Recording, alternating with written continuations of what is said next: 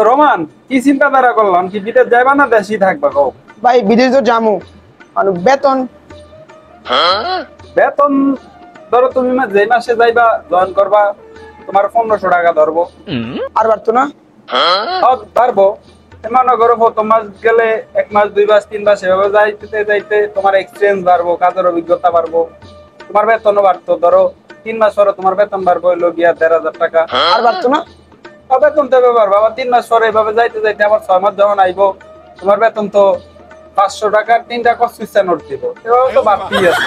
বাড়তি আছে হ্যাঁ 500 টাকার 3টা কষ্ট করছো না হ্যাঁ কি করবে এই তো এর লাগি তো তোমার কই দেশে বসে থাকি লাভ নাই, যাইতে হবে কই বিদেশ। ভাই কালকে আমার ভিসা লাগান ভাই, আমি কালকে বিদেশ যাব।